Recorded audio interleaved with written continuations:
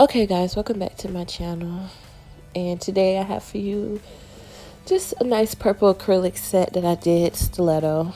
And what we're going to do first is remove the shine from all 10 fingers. And when you're doing this, you want to make sure that you're just being as gentle as possible, because if you go so deep you can burn the client, and we don't want to do that. So just make sure when you're doing it, you just take it off the shine. That's it.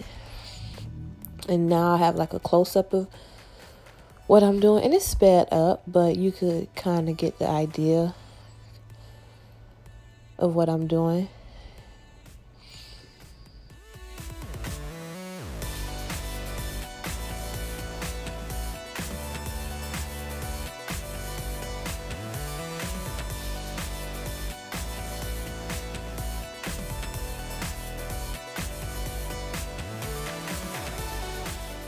Okay, so now I'm just sizing the tips from sidewall to sidewall using my KDS glue. And I use clear tips. I don't know why. I just like it. I think it's better for some reason. That's just what I use. And when you're putting the tips down, you want to make sure that your client's hand is as straight as possible. Because if it's not, then you have a crooked nail.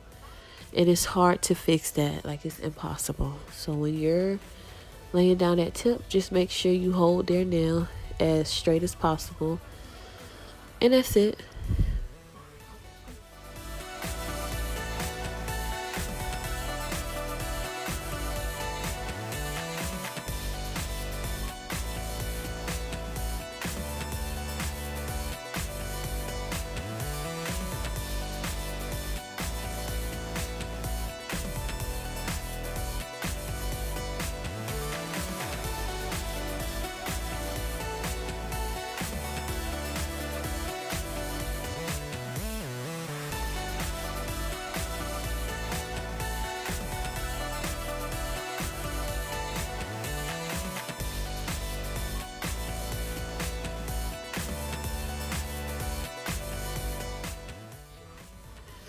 Now I'm just cutting the tips to my stiletto shape, and when I do this, I go real deep. But you don't have to if you don't want to. Like, if you're not comfortable with, going in with the scissors as deep as I am, because I know how she likes them. She likes them as sharp, like how I like doing stilettos. So I just cut them, because that makes my filing time. It cuts it down like real short. But if you're not comfortable yet doing that, just cut off a little bit, so you're not filing forever in a day just to get that stiletto look. But I just file as sharp as possible, because she like them real pointy, and I love doing her nails real pointy, and I love doing my nails real pointy. But I can't, because I do other people's nails and I will literally poke them, and it has happened before. So I just like dull the tips out a little bit, but if I could, my nails would be as pointy as possible, because I just love that look. I just think it's just so pretty, and so it slims down your hands. I don't care what nobody says. I think it's true. You let me know what you think, if it slims down your hand or not. But that skinny stiletto shape really does slim down your hands to me, and that's what I think. And the powder that I'm using, because I might forget to say, is a dip powder. And I have a lot of dip powders that I use as acrylic powder, because they're acrylic. So you can use it if you think that you cannot. But that's just I'm just throwing that out there just in case anybody was wondering what powder I use. And I get all my stuff, majority of my things, from my local nail supply store, Sunny Nails. And like the powder I got there, that purple powder that you can see right there, I got it from there. And please excuse my hair that's in the way. I didn't even know that it was in the way until I started editing. So I'm sorry about that. And now I'm just taking my sanding band, I'm just going over the tips, and I'm just smoothing it out, because the tips that I use is a little bit thick. So I just smooth it out right there to make it, a little more natural, I guess, or whatever. And you don't have to like go spend too much time on this. You just taking the sanding band, just going over it, and that's it.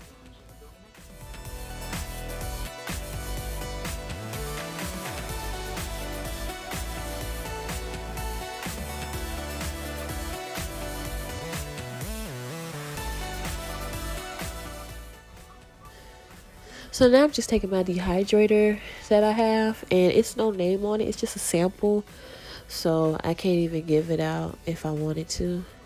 So I'm sorry about that. But the primer that I'm about to use is the No Lift Primer, and it's an okay product. I haven't had no problems with it. The only thing that I do not like about it is it has a smell on it. So that smell is like the only thing that really bothers me.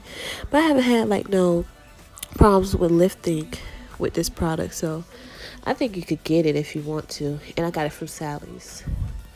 And I'm just taking my clear acrylic powder, and I'm just taking a thin layer and putting it over all 10 fingers just to protect the natural nails.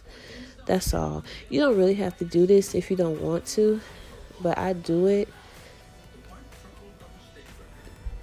And the colored acrylic that I got it from my nail supply store, Sunny Nails. And it's really a dip powder, but I use it as a acrylic powder, a regular acrylic powder, because you can do that.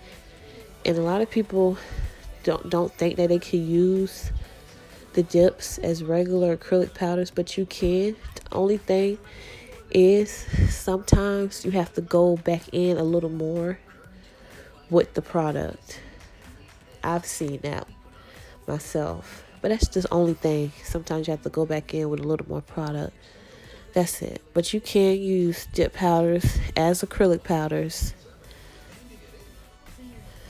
And when you lay down the acrylic, what you really want to focus on is the cuticle area and cleaning it up as clean as possible. Because if you do not, then you will get lifted.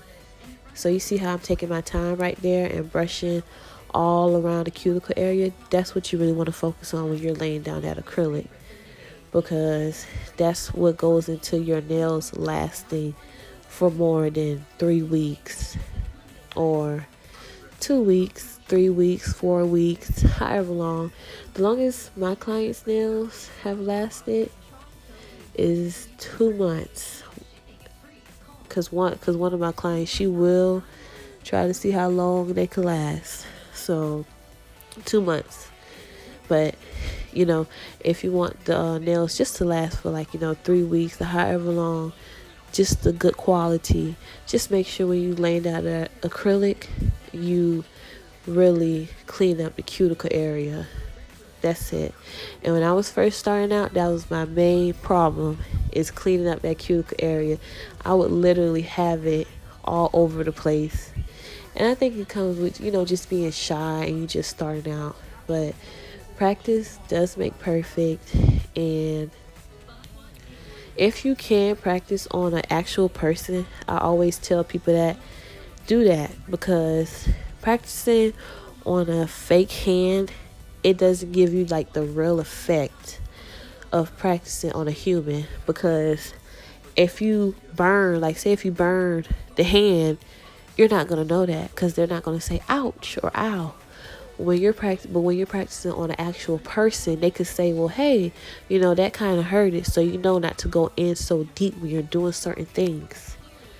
That's all. So I even some of my clients, they be wanting to do nails or practice, and I always tell them, if you could practice on an actual person, do it, because it's so much better, and you could get a better feel of how it is. And you might mess up on their nails, but they know that going into it, so don't even feel bad if you mess up, but just try your best. That's all.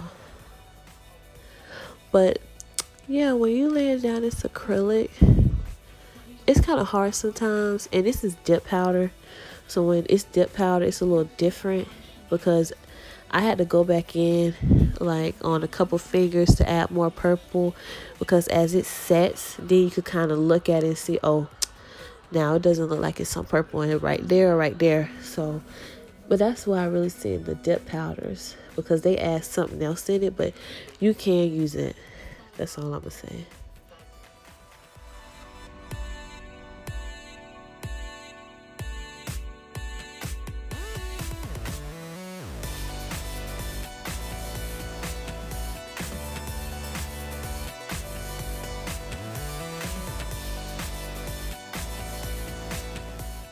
Now I'm going in with my clear powder and I'm capping all of the nails, and I go a little bit thicker when I do her nails because it might not look like that on camera, but I do.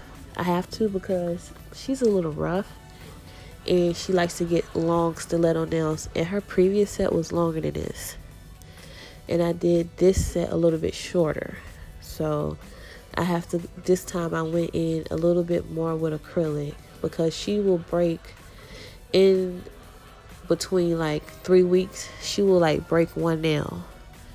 So now I'm thinking about going like just a little bit more with clear acrylic. But you don't have to if you don't want to. But sometimes with certain clients, when they're just, extra, you have to sometimes go in with just a little more product just to save the nails.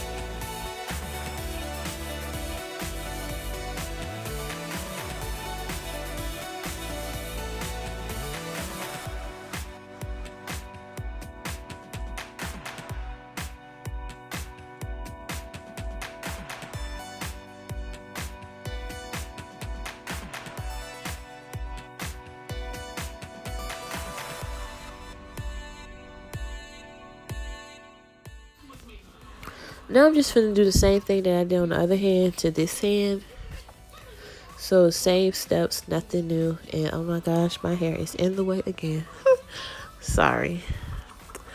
But I'm just, I think I already put the thin layer. Or maybe I didn't. No, I didn't. So I'm just putting a thin layer of clear acrylic powder. And then I'm just going with the purple again. And then cap all of them. And then I'll be back.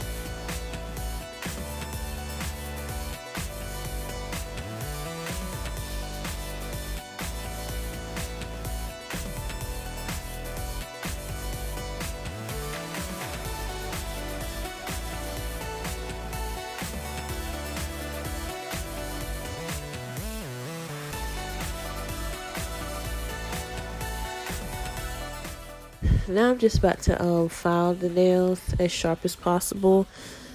And remember, this client, she loves them as pointy as possible. So that's what I give her. Remember, you want to make sure the client is happy when they're leaving. So I just do a real sharp, and this is my actual speed of me how I file. So that is the actual speed. I didn't speed it up. And I think some of the video of me even applying acrylic and laying it down is my actual speed. But yeah, I'm just filing the nails, and I use a 100 and 180 grit file, and I get this again from my nail supply store. I think you get like 50 for, I don't even know, and I don't even want to lie and say it, but I want to say it's like $8 or 10. I'm gonna say $8 to $15. That's what I'm gonna range it from, because I really don't remember. Sometimes they do have sales. But yeah, and I do like these files. And I get my buffers from there too. And I do not know how much they cost. But when I go to the nail supply store, I'm going to make sure I vlog all the main products and stuff that I buy from there and the prices, just in case anybody wanted to know how much I spend. And that's just me looking, making sure that they sharp as possible. And that's it. Some people don't like it as sharp, so that's why I ask my clients, like, how sharp do you want to go? Because if somebody tells me stiletto, that's how sharp I'm going to do them. So sometimes if I have like a new client, I'll be like, okay, how sharp do you want to go? Do you like it like real skinny, or do you like it like some people like a weird shape and they think it's stiletto, and I don't think it's stiletto. But yeah. So you just have to always ask the client. And sometimes some of these clients do not know what shape they want. I've had people say that they want stiletto and it's really coughing. So sometimes if you have like a picture that you could show them, just to make sure, like when you're dealing with new clients, because I've had that, and I've cut one of the girls' tips into the shape. I cut it into stiletto, and she wanted coughing, but she told me stiletto, and I had to fix it. But I didn't have to take them off because she wanted them a little shorter anyway, so I fixed it, so it came out good. But I'm just saying, for like new beginners and not knowing with certain clients, it's best to sometimes have a chart when you don't know the people, to ask them like, okay, show me exactly what you want. Because some of them really don't know certain names or go for certain shapes.